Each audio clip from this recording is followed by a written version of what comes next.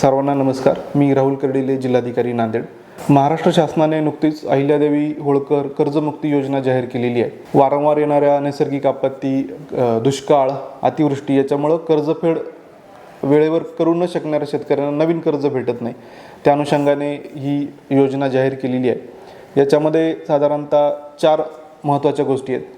पहिली गोष्ट 1 एप्रिल 2019 ते 31 मार्च 2025 या काळामध्ये वितरित झालेलं कर्ज आहे, ज्याची परतफेड होऊ शकली नाही. तर अशा अल्पमुदतीच्या पीक कर्जांसाठी 2 लाखापर्यंतची कर्जमुक्ती आहे.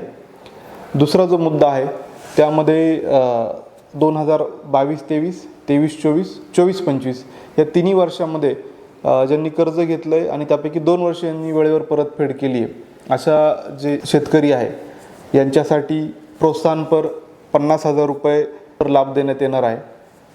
तिसरा जो मुद्दा आहे की ज्या शेतकऱ्यांनी आधीच यापूर्वीच कर्जमुक्तीचा लाभ घेतलेला आहे त्यांना 50,000 पर्यंतची प्रोत्साहनपर कर्जमुक्ती दिली जाणार आहे. त्याचसोबत ज्यांचं विहित मर्यादेपेक्षा जास्त कर्ज आहे त्यांना पण याच्या कर्जमुक्तीचा लाभ देण्यात येणार आहे, परंतु त्यांनी बँकेसोबत 1 टाइम सेटलमेंट म्हणजे OTS करायला ते जर तयार असतील तर 31 मार्च 2027 पर्यंत हे जर OTS केलं तर त्यांनाही या योजनेचा लाभ देण्यात येणार आहे. फक्त यासाठी सर्व शेतकऱ्यांना आव्हान आहे की त्यांनी त्यांचा जो चालू मोबाईल नंबर आहे तो आधारशी संलग्न करावा. आणि दुसरी गोष्ट, ॲग्री टॅक्सची नोंदणी जी आहे ती झाली नसल्यास ती नोंदणी तत्काळ आपण करून घ्यावी. धन्यवाद.